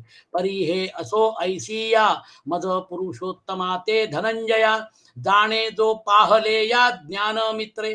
परंतु हे राहू दे अर्जुना, ज्ञान सूर्याचा उदय झाल्यावर त्या ज्ञानाने असा मी जो पुरुषोत्तम, त्या मला जो जाणतो, चेलिया आपुले ज्ञान, जैसे नाहीची होय स्वप्न, तैसे स्फुरते त्रिभुवन वावो झाले. आपले ज्ञान म्हणजे जागृतीचे ज्ञान जागे झाले असता जसे स्वप्न नाहीसे होते, त्याप्रमाणे हे भासणारे त्रिभुवन ज्याला आपल्या आत्मस्वरूपाच्या ज्ञानाच्या योगाने मिथ्या झाले आहे, मग तिकडे भुव स्वहा महा जनह तपह आणि सत्यम ब्रह्मलोकापर्यंत हे सगळे डायमेन्शन त्या आत्मतत्वाच्या प्रकाशात आत्मसाक्षात्कारामध्ये संपुष्टात आलेले आहेत. पॉइंटच संपला. म्हणजे थोडक्यात येणं राहणं जाणं वगैरे या सगळ्या भानगडीतून मोकळे झाल्यानंतर ते आत्मतत्व जे आहे त्याचा साक्षात्कार झाल्यानंतर मग काय होतं हे तुम्हाला माऊली सांगून सांगतात आहेत. का हाती घेतलिया माळा, फिटे सर्पा भासाचा काटाळा, जैसा माझेनी बोधे टवाळा नागवेतो. अथवा हातात माळ घेतल्यावर त्या माळेवर भासत असलेल्या सर्पाचे भय नाहीसे होते, त्याप्रमाणे माझ्या ज्ञानाने जो पुरुष मिथ्या जगदाभासाच्या तडाख्यात सापडत नाही. आता तुम्हाला कळलं की आत्मतत्व जे आहे त्या आत्मतत्वाला काहीच होत नाही. ती जी राजमुद्रा जी त्या काय म्हणतात त्याला कॉइन बरोबर फिरत होती, ती फिरत नाही. ऍक्च्युअली ती राजमुद्रा फिरते असं वाटतं, कारण तो कॉइन फिरतो. चलनामध्ये व्यवहार करताना मी 10 रुपयाची वस्तू घेतली, 10 रुपयाचा कॉइन दिला. मी 20 रुपयाची वस्तू घेतली, 20 रुपयाची नोट किंवा कॉइन दिला. मी 500 रुपयाची वस्तू घेतली, दिले. थोडक्यात चलन जे आहे त्या चलनाबरोबर ती राजमुद्रा फिरताना भासते. पहिली गोष्ट म्हणजे राजमुद्रा जी आहे ती चलनावरची राजमुद्रा फिरते, हा आभास यातून बाहेर पडा. आत्मतत्व एकच आहे, तुमच्यामध्ये माझ्यामध्ये एकच आहे.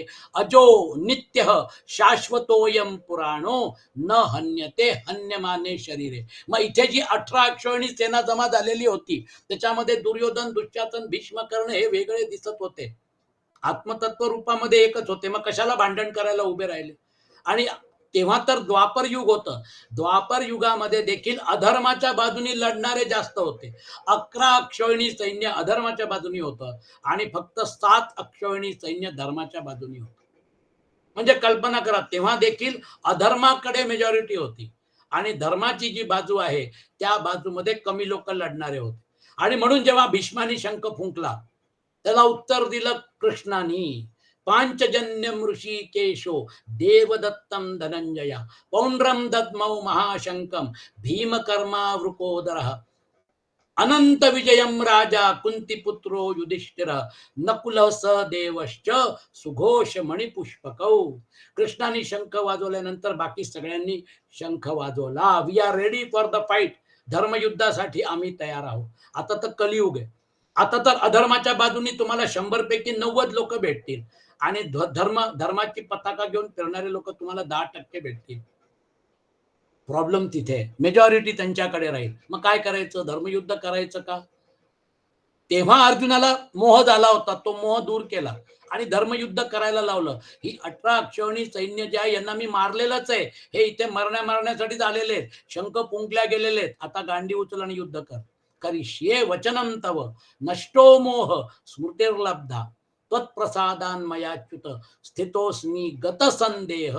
आता मला आत्मस्मृती प्राप्त झालेली आहे. कोण मरणार, कोण मारणार, आत्मतत्व कळलं ना, त्याची अनुभूती आली, तर त्या बाबतीत जाणीव निर्माण झाली. पण अजूनही कर्तव्य करायचंय, त्या कर्तव्यातून बाहेर नाही पडू शकत. आणि म्हणून नित्य सर्वगत स्थाणू अचलोयम सनातन. आत्मतत्व कसं आहे? नित्य सर्वगत म्हणजे सगळ्यांमध्ये आहे. स्थाणू ते इकडे तिकडे कुठेही जात नाही. अचलोयम सनातन, अचल आहे. तर जे आत्मतत्व असं आहे त्या आत्मतत्वावर हा सगळा व्यवहार जो आहे, ती राजमुद्रा जी आहे त्या कॉइन बरोबर फिरते, हा आभास बाहेर काढा. ती राजमुद्रा जी आहे ती नित्य आहे, ती राजमुद्रा जी आहे ती अचल आहे, स्थिर आहे. या पॉइंटला या. मग त्यानंतर या सगळ्या व्यवहाराच्या बाबतीत तुमचं ऑटोमॅटिकली वैराग्य झालं. मग त्या व्यवहारामध्ये तुम्हाला त्याच्या बाबतीत काही स्वारस्य नाहीये. रोल प्ले पुरतं स्वारस्य. आज हा पिक्चर केला, उद्या दुसरा पिक्चर केला, या पिक्चरमध्ये हिरोचा रोल केला, त्या पिक्चरमध्ये विलेनचा रोल प्ले केला. तुम्ही सहजपणे कुठल्याही पिक्चरमध्ये कुठलाही रोल प्ले करू शकता. सपोर्टिंग ऍक्टरचा पण रोल प्ले करू शकता, लीड रोल पण प्ले करू शकता. थोडक्यात त्याच्यामध्ये त्यातली जी गोडी आहे ती रोल पुरतीच ठेवली म्हटल्यानंतर मग तुम्ही असंग झालात. आणि म्हणून हा जो भाग आहे त्याच्यामध्ये लेणे सोनेची न जाणे, ते लेणे पण ते वावो म्हणे, तेवी मी जाणोनी जेणे वाळीला भेदू. दागिना हा सोनेच आहे असे जो जाणतो, तो दागिने पण दागिन्याचा आकार जसे मिथ्याभास आहे असे म्हणतो, त्याप्रमाणे ज्याने मला जाणून भेद टाकला. थोडक्यात भेद टाकला. व्यवहारामध्ये तुम्हाला यथायोग्य व्यवहार करावा लागेल. आई वडिलांशी व्यवहार करताना, मुलांशी व्यवहार करताना, मित्रांशी व्यवहार करताना, हा सगळा व्यवहाराचा जो भाग आहे, हा सगळा व्यवहाराचा भाग व्यक्ती सापेक्ष राहणार, नो प्रॉब्लेम. कारण तो रिलेटिव्ह डायमेन्शन मध्येच होतोय. पण याचा अर्थ हा नव्हे की आपण तिथेच गुंतून पडायचं, त्यातून बाहेर पडायचंय. व्यवहाराचा जो भाग आहे तो शरीर सापेक्ष आहे. जोपर्यंत शरीर आहे तोपर्यंत व्यवहाराची वास्तविकता आहे लक्षात ठेवून त्याच्या पुढचा प्रवास सुरू करायचा. आणि म्हणून माऊली म्हणतात, मग म्हणे सर्वत्र सच्चिदानंदू, मीची एकू स्वतः सिद्धू, जो आपण जो आपणे नसी भेदू नेणो निया जाणे.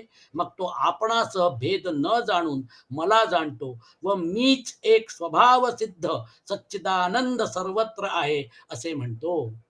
मग सर्वात्म भाव, तुमचा जीवात्म भाव सुटला की सर्वात्म भाव जागा होतो. आपण जीवात्म भाव सोडण्याच्या पॉइंटला येतो जेव्हा आपण गाढ निद्रेत असतो, सुषुप्तीमध्ये असतो, डीप स्लीप.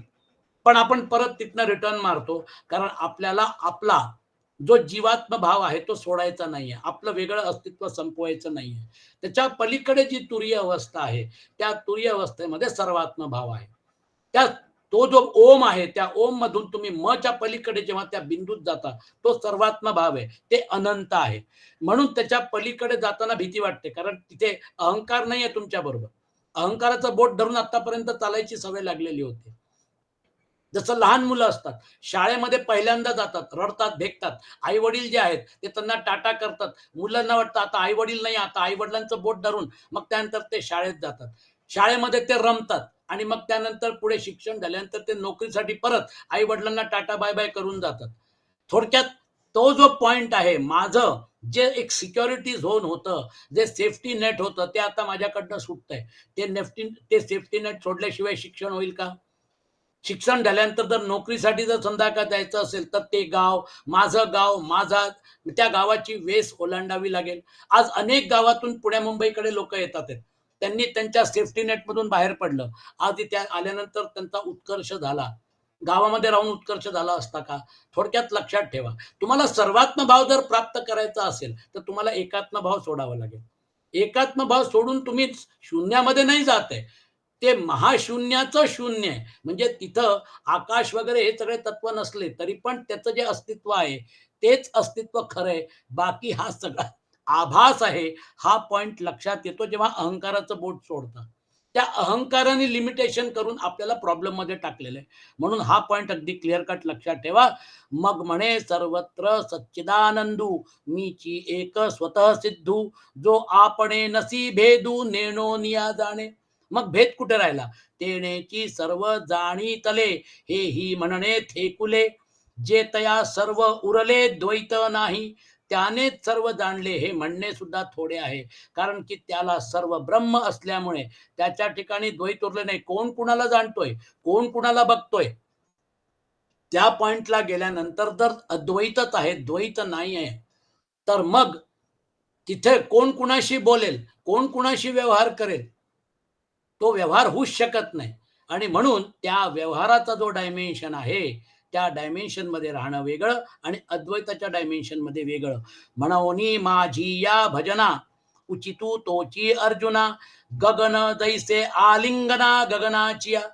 आता तुम्हाला जर भक्ती करायची असेल तर म्हणून ब्रह्मविद ब्रह्मैव भवती, ब्रह्म होऊनच ब्रह्माला ओळखावं लागेल. मग ब्रह्म झाल्यानंतर तुमचं मन राहील का? नाही. बुद्धी राहील का? नाही. शरीर राहील का? नाही. म्हणजे मग राहिलं काय? मायनस उपाधी, जे काय तुमचं वेगळं अस्तित्व शुद्ध चैतन्य तत्व होतं, तेच शुद्ध चैतन्य तत्व ब्रह्मतत्व आहे, फरक नाही. आणि म्हणून आदिशंकराचार्य म्हणतात, ब्रह्म सत्यम जगनमिथ्या, जीवो ब्रह्मैव नापरहा.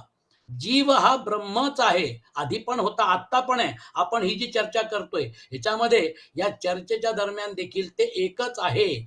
आपण फक्त वेगळं वेगळं शरीराला धरून आपलं एक वेगळं अस्तित्व ठेवून हा सत्संग करतोय. पण ठीक आहे ना, सत्संग करता करता निस्संगत्व आलं, निस्संगत्व आल्यानंतर निर्मोहत्व आलं, निर्मोहत्व आल्यानंतर निश्चलितत्व आलं. मग त्यानंतर इथेच बसल्या बसल्या जीवनमुक्तीचा आनंद घेता येईल ना. म्हणून माझी या भजना उचितो तोची अर्जुना, गगन दैसा आलिंगना गगनाची. म्हणून अर्जुना माझ्या भजनाला तोच योग्य आहे. ते कसे तर आकाश जसे आकाशाच्या आलिंगनास योग्य आहे. सुंदर उदाहरण देतात ते माऊली. क्षीरसाग क्षीरसागरा परगुणे की जे क्षीरसागरची पणे अमृतची होऊनी मिळणे अमृती जेवी. म्हणजे उदाहरणं बघा काय जबरदस्त आहेत.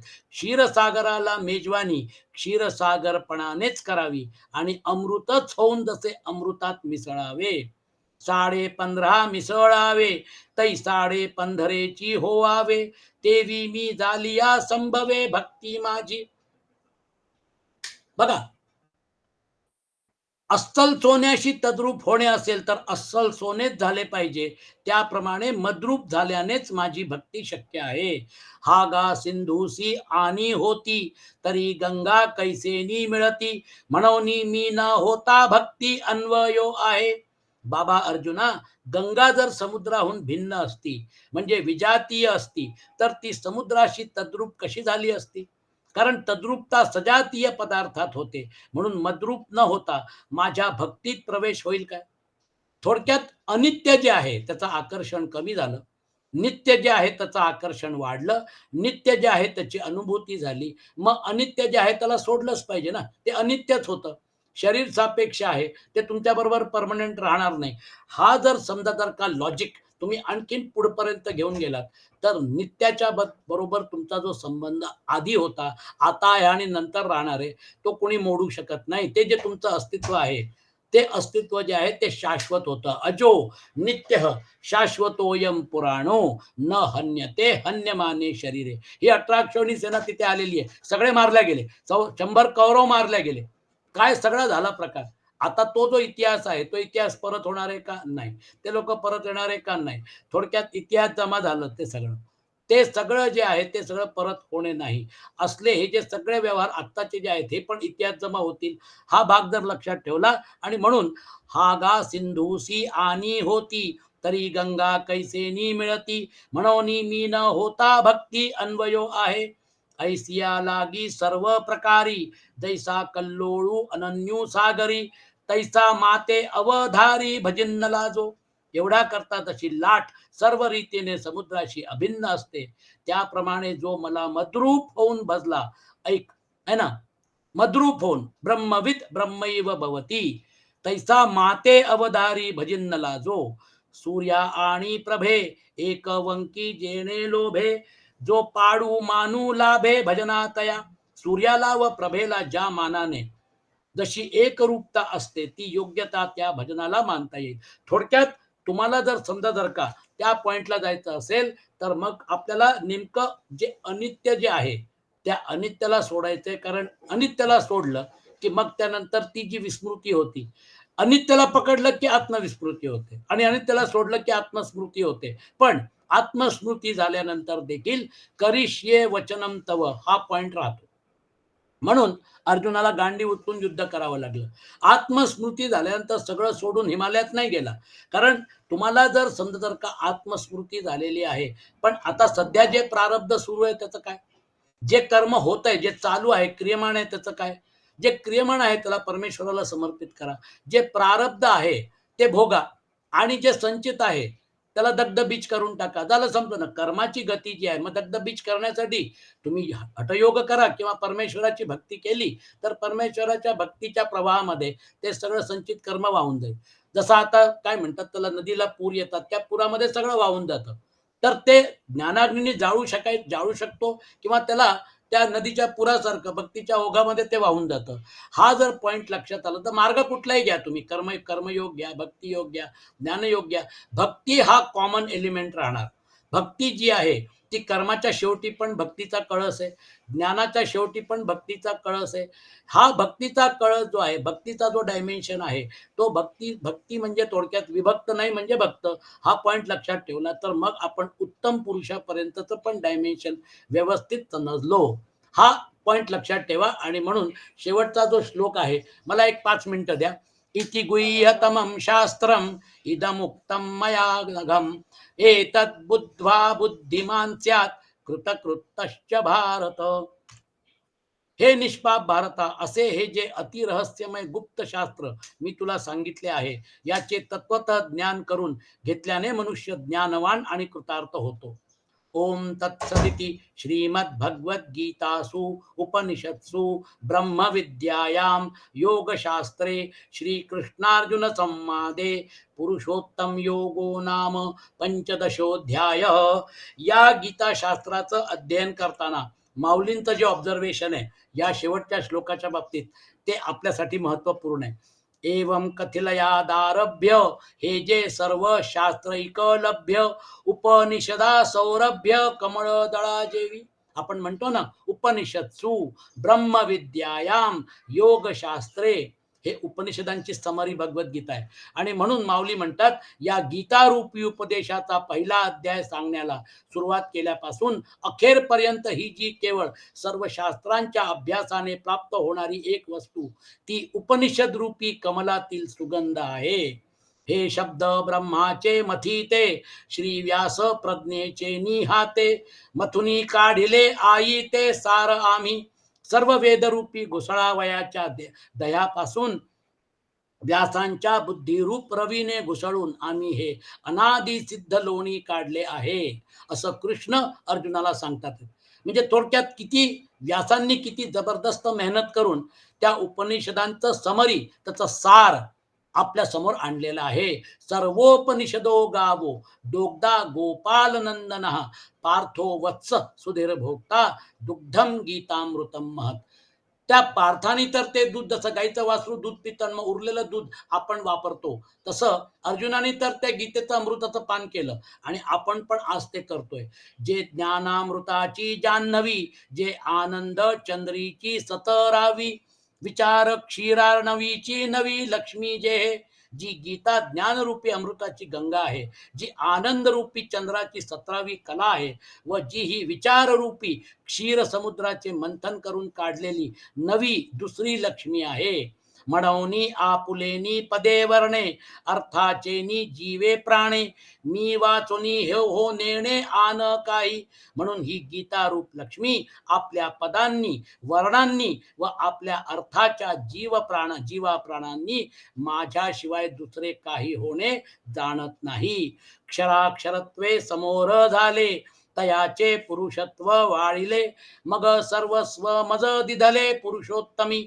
क्षर पुरुष क्षरपणाने व अक्षर पुरुष अक्षरपणाने, म्हणजे गीतेने आपणास वरावे म्हणून तिच्या समोर आले, परंतु गीतेने त्यांच्या पुरुषत्वाचा त्याग केला, म्हणजे जे खरे पुरुष नाहीत, कारण हे सोपाधिक आहेत असे ठरवले, आणि तिने आपले सर्वस्व मी जो पुरुषोत्तम त्या मला अर्पण केले. बघा काय सुरेख उदाहरण आहे. मग सर्वस्व मज दिदले पुरुषोत्तमी, म्हणून जगी गीता मिया आत्मेनी पतिव्रता, जे हे प्रस्तुत तुवा आता आकर्णिली. म्हणून जी ही आता या अध्यायापर्यंत गीता तू ऐकलीस, ती गीता या जगामध्ये आत्मरूप जो मी त्या माझ्याच ठिकाणी अनन्य असल्यामुळे पतिव्रता आहे. साचची बोलाचे नव्हे, साचची बोलाचे नव्हे हे शास्त्र, पैसंचारू जिणे ते शस्त्र, आत्मा अवतरविते मंत्र अक्षरे ये.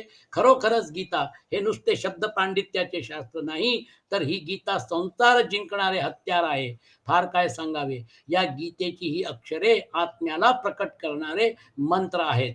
परी तुझ पुढा सांगितले, ते अर्जुना ऐसे झाले, जे गौप्य धन काढिले माझे आजी. परंतु अर्जुना, तुझ्या पुढे जे आम्ही गीताशास्त्र सांगितले, ते तू माझे गुप्तधन आज बाहेर काढलेस, असा प्रकार झाला. बघा अर्जुनाने किती मोठं काम आपल्यासाठी केलेलं आहे ना. भगवान कृष्णाने त्याला जे ज्ञान दिलं, ते ज्ञान आज आपण त्याचं अध्ययन करतोय, मनन करतोय. मज चैतन्य शंभूचा माथा, जो निक्षेपू होता पार्था, तया गौतमू दालासी आता निधी तुगा. अर्जुना, पूर्वी शंकराच्या मस्तकात जटेत गुप्त असलेली गंगा म्हणजे गोदावरी बाहेर काढण्यास जसा गौतम कारणीभूत झाला, तसा मी जो चैतन्य रूपी शंकर, त्या माझ्या मस्तकात जो गीता रूपी ठेवा होता, त्याला बाहेर काढणारा श्रद्धेचे भांडार जो तू अर्जुन, तो तू गौतम झालास. चोखटीवा आपुलिया पुढीला उगाणा घेयावया, तया दर्पणाची परी धनंजया केली आमा. आपल्या स्वच्छपणाने पुढे असलेल्याचे आकलन करून घेण्याचे कामी अर्जुना तू आम्हास आरशाप्रमाणे झालास. आरसा ज्याप्रमाणे आपल्या समोरच्याचे प्रतिबिंब घेतो, त्याप्रमाणे अर्जुना तू माझे आकलन केलेस. का भरले चंद्र तारांगणी नभ सिंधू आपणया माझी आणि, तैसा गीतेसी मी अंतःकरणी सुदला तुवा. अथवा ज्याप्रमाणे चंद्र व ताऱ्यांचे समुदाय यांनी भरलेले आकाश समुद्र आपल्यामध्ये प्रतिबिंब रूपाने आणतो, त्याप्रमाणे गीते सकट मला तू आपल्या अंतःकरणात घातले आहेस. जे त्रिविध मळीकटा तू सांडिलासी सुभटा, म्हणोनी म्हणोनी गीतेसी मज वसवटा झाला सिगा. अर्जुना, तुझ्या चित्तास तीन प्रकारचे मळ सोडून गेले. सत्व, रज आणि तम हे गुणसापेक्ष सृष्टी असल्यामुळे हेच ते तीन मळ आहेत. म्हणून जे त्रिविध मळीकटा तू सांडिलासी सुभटा, म्हणोनी गीतेसी मज वसवटा झाला सिगा. म्हणून तू गीतेसह माझे राहण्याचे ठिकाण झाला आहेस.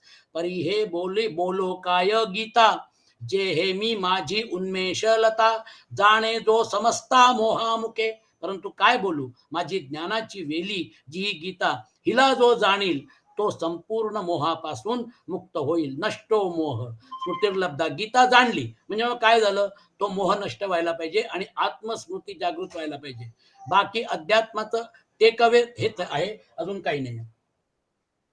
ठीक आहे. आणि म्हणून सेविली अमृत सरिता, रोगू दवडूनी पंडू सुता, अमरपण उचिता देऊनी घाली. अर्जुना, अमृताच्या नदीचे सेवन केले असता ते सेवन रोग नाहीसे करून योग्य अशा अमरपणाला देऊन टाकते. तैसी गीता हे जाणीतलिया, काय विस्मयो मोह दावया, परी आत्मज्ञाने आपणापया मिळीजे देत. त्याप्रमाणे ही गीता जाणली असता मोह नाहीसा होण्याचे आश्चर्य काय. मोह तर जाईलच, पण या गीतेच्या योगाने आत्मज्ञान होऊन आत्मस्वरूपी मिळता येईल. जया आत्मज्ञानाच्या ठाई कर्म आपुलया जीता पाही, होऊनिया उतराई लया जाय. पहा, ज्या आत्मज्ञानाच्या ठिकाणी कर्म आपल्या जीविताने मुक्त होऊन लयाला जाते. हरपले दाऊनी जैसा, मागू सरे वीर विलासा, ज्ञानची कळस वळघे तैसा, कर्म प्रासादाचा. हे वीरविलासा अर्जुना, हरवलेली वस्तू दाखवून जसा माग नाहीचा होतो, त्याप्रमाणे कर्मरूपी देवळावर ज्ञानरूपी कळस चढतो. कर्म हे ज्ञानाची प्राप्ती करून देऊन आपण संपते. म्हणून ज्ञानिया पुरुषा कृत्य करू सरले देखा, ऐसा अनाथांचा नाथा सखा बोलिला. म्हणून ज्ञानी पुरुषाला कर्तव्य करणे संपले असे समजा, त्याप्रमाणे अनाथांचे सहाय्य करते कृष्ण हे बोलले. आता हा जो पॉइंट आहे, या पॉइंटला जर समजा का लक्षात घेतलं, तर मग माऊलींनी पसायदानामध्ये जे लिहिलेलं आहे ते आपण एक्झामिन करून आजचा विषय संपू. आता विश्वात्मके देवे, येणे वाग्यज्ञे तोषावे, तोषोनी मद द्यावे पसायदान. हे ज्ञानेश्वर महाराज त्यांचे सद्गुरू निवृत्तीनाथ विश्वात्मक देव, बघा, सर्वात्म भाव जागृत झालेली, त्याचा अनुभव घेतलेली व्यक्ती होती. यांना विनंती करीत आहे की त्यांनी या वाङ्मय रूपी यज्ञाने संतुष्ट व्हावे आणि संतुष्ट होऊन हे पसायदान द्यावे, म्हणजे ह्या ज्ञानाचा प्रसाद जो आहे हा द्यावा. एक गोष्ट लक्षात ठेवा, ती भगवद्गीता लोकांपर्यंत पोहोचव आणि मग त्यानंतर संजीवन समाधी घे, ही आज्ञा माऊलींना नाथांनी केली होती. माऊलींनी त्या आज्ञेचं पालन केलं आणि मग पूर्ण ज्ञानेश्वरी लिहिली. ज्ञानेश्वरी भगवद्गीतेवर उत्कृष्ट भाष्य. आणि म्हणून माऊलींना जे म्हणायचं आहे, जे मागायचं आहे, ते माऊली ज्ञानेश्वरी लिहिल्यानंतर शेवटी 18वा अध्याय झाल्यानंतर मग पसायदान जे आहे त्या पसायदानाने ज्ञानेश्वरीची सांगता करतात. आणि हा याचा म्हणजे काय गर्भित अर्थ जो आहे पसायदानाचा जबरदस्त आहे. एक एक जर समजा का तुम्ही ओवी बघितली तर लक्षात येईल.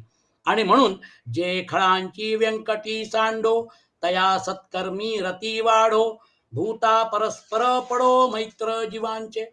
सर्वप्रथम दुष्टांचे दुष्टपण सुटून जावे. बघा काय मागतात ते. आणि त्यांच्यात सत्कर्माची आवड निर्माण व्हावी.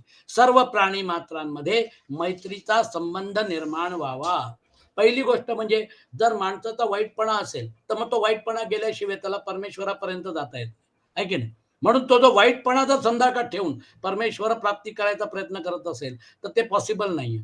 मग परमेश्वर काय बरं करतात, जसं तुलसीदासजी म्हणतात, निर्मल मन जन सो मोही पावा. जेव्हा विभीषण लंका सोडून, सगळे नातेवाईक सोडून जेव्हा रामाच्या पायाशी आला, म्हणून ते म्हणतात इतकं सहज नाहीये तू माझ्यापर्यंत येणं. जो निर्मल मन जन, तो निर्मल मन जो आहे तो माझ्यापर्यंत येतो. म्हणून सर्वप्रथम दुष्टांचे दुष्टपण सुटून जावे आणि त्यांच्यात सत्कर्माची आवड निर्माण व्हावी. सर्व प्राणी मात्रांमध्ये मैत्रीचा संबंध निर्माण व्हावा. म्हणजे ती जी पॉझिटिव्हिटी आहे, ती जी सिनर्जी आहे ती समाजात व्हावी. दुरिताचे तिमिर जावो, विश्व स्वधर्म सूर्ये पाहो, जो जे वांछील तो ते लाहो, प्राणी जात.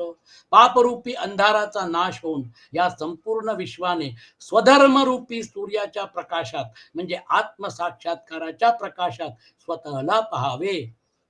आत्मस्मृती जागृत झालेली आहे आणि मग त्यानंतर व्यवहार चालू आहे, रोल प्ले चालू आहे, करिष्ये वचनम तव चालू आहे. तो जो पॉइंट आहे तो माऊली आपल्या समोर मांडतात आहेत. विश्व स्वधर्म सूर्ये पाहो. अर्जुनाने पण गांडी उचलला केव्हा? आत्मस्मृती प्राप्त झाल्यानंतर. मग त्यानंतर जो जे वांछील तो ते लाहो, प्राणीजात. जेव्हा आत्मसाक्षात्कार होतो तेव्हा आपोआप आपल्या इच्छा शुद्ध पावन होतात आणि परमेश्वराला मान्य होतात. अशा प्रत्येक प्राण्याला तो जी काही इच्छा करेल ते प्राप्त व्हावे. म्हणजे स्टेप्स बघा. दुरिताचे तिमिर जाओ, मग त्यानंतर विश्व स्वधर्म सूर्य पाहो आणि मग त्या प्रकाशात ती जी पॉझिटिव्हिटी आहे त्याच्यामध्ये ज्या लोकांचे संकल्प असतील ते योग्य होतील. आणि म्हणून प्राणिजात जो जे वांछील तो ते लाहो प्राणिजात. वर्षत सकळ मंडळी ईश्वर निष्ठांची मांदियाळी, अनवरत भूमंडळी भेट तू भूता. आता आपल्यासारखे लोक जे आहेत, हे आपल्यासारखे लोक आपल्यापर्यंत फक्त ज्ञान ठेवलं तर मग काय होईल? तुम्ही तुमच्या ज्ञानाचा प्रसार, तुम्हाला जे मिळालं ते लोकांपर्यंत पोचवायचं काम करा. आणि म्हणून वर्षत सकळ मंडळी ईश्वर निष्ठांची मांदियाळी ती तयार करावी लागेल. या सर्व पृथ्वी तलावर मांगल्याचा वर्षाव करणारे ईश्वरनिष्ठ संताचा जमाव अवतरित होवो आणि सर्व प्राणी मात्रांना अनवरत असे संत भेटावे. तुम्ही जर नॉलेज तुमच्यापर्यंत ठेवलं, तुम्ही हा जर संध्याकाळ ज्ञानाचा प्रसाद लोकांपर्यंत नाही पोहोचला तर मग ईश्वरनिष्ठांची मांदियाळी ही कशी निर्माण होणार? हा जो भाग आहे हे आपल्याला तयार करण्यासाठी आपल्याला लोक त्याच समाजातून आपल्याला हा प्रोसेस पुढे ढकलावा लागेल. आणि म्हणून त्याला कल्पतरूचे आरव, चेतना चिंतामणीचे गाव, बोलते जे अर्णव पियुषाचे. ईश्वरनिष्ठांचे वर्णन करण्यासाठी ज्ञानेश्वर महाराज यांनी 3 काव्यमय उपमा दिल्या आहेत. जे चालणारे कल्पतरूंचे बगीचे आहेत. चला कल्पतरूंचे आरव, चला नाही चला. ते जे आहेत चालणारे कल्पतरू आहेत म्हणून चला. जे चल आणि अचल तो जो शब्द आहे तो, जे चालणारे कल्पतरूंचे बगीचे आहेत, जे सचेत अशा चिंतामणीचे गाव आहे आणि अमृतांचे बोलणारे समुद्र आहे. बोलते जे अर्णव पियुषाचे. चंद्रमे जे अलांछन, मार्तंड जे तापहीन, ते सर्वाही सदा सज्जन, सोय रे हो तू. ज्याला कुठलाही डाग नाही असा चंद्र संत आहे. संतांचे चरित्र पूर्णपणे निर्मळ आहे. संत हे चंद्राप्रमाणे शीतल आहे आणि आनंद देणारे असतात. संत हे सूर्यासारखे समस्त ज्ञानाचा प्रकाश आपणास देतात, पण ते सूर्यासारखे दाहक नसतात. ते संत सज्जन सर्वाचे सदा सोयरे होवो. हे असे संत जर समजा का प्रत्येकाच्या आयुष्यात आले तर मग त्याचं आयुष्य उजळून निघेल. आणि संत जे आहेत त्या संतांच्या उपमा ज्या दिलेल्या आहेत, मार्तंड जे तापहीन, बघा मार्तंड आहेत पण तापहीन आहेत. किंबहुना सर्व सुखी पूर्ण हो उनी तिही लोकी, भजिजो जो आदि पुरुखी अखंडित. तिन्ही लोकातील सर्वांनी सुखी होऊन आदि पुरुषाची अखंडित सेवा भक्ती करून त्या परमेश्वराला प्रसन्न करावे. पुरुषोत्तम योग. आपण त्या परमेश्वराची नाल का तोडली? आपण अनित्यच्या बाबतीत आपण का बरं आकर्षण झालं? आपण त्याच्या बाबतीत जे नित्य आहे त्याच्या बाबतीत आपली जी एकरूपता आहे त्याला रिडिस्कवर करावं लागेल. ती डिस्कवरी आहे. ते आधीच आहे, आता पण आहे, पण आपण त्याला विसरलेलो आहोत. आणि म्हणून भजिजो जो आदिपुरुषी अखंडित आणि ग्रंथोपजीविये विशेष लोकीये दृष्टादृष्ट विजये होवावे जी. आता काही लोक असे असणारच ना जे ज्ञानेश्वरीचा प्रचार प्रसार करतील. ते निरपेक्ष भावनेने करतील. त्यांना त्यातून काही इन्कम नकोय, काही पैसा नकोय. असे जे लोक आहेत त्यांच्या बाबतीत माऊली काय म्हणतात?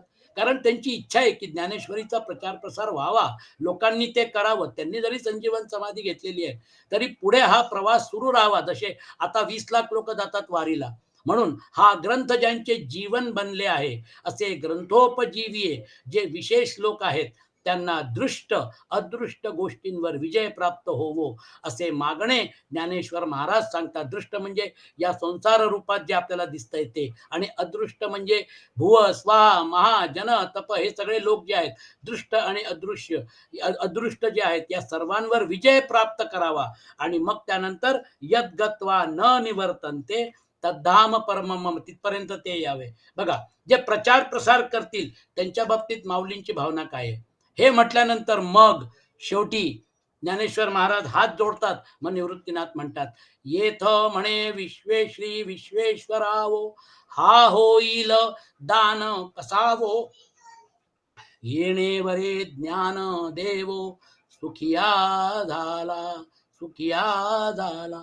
तेव्हा विश्वाचे राजे निवृत्तीनाथ म्हणाले, या प्रसादाचे दान मिळेल, ही ज्ञानेश्वरांची प्रतिज्ञा पूर्ण होवो असा आशीर्वाद ज्ञानदेवांना दिला. त्यामुळे ज्ञानेश्वर महाराज सुखी झाले. स्वतःसाठी काही नाही मागितलं. जे काय मागितलं ते विश्वासाठी मागितलं, जगासाठी मागितलं. आणि कुणाला मागितलं? विश्वेश्वराव. सर्वात्म भाव काय असतो याचं जिवंत उदाहरण म्हणजे निवृत्तीनाथ. त्यांनी हे सगळं अनुभवलेलं होतं. आणि म्हणून आपल्याला हे संत श्रेष्ठ जे आहेत या संत श्रेष्ठांच्याकडनं प्रेरणा घ्यायची, यांच्याकडनं मार्गदर्शन घ्यायचंय.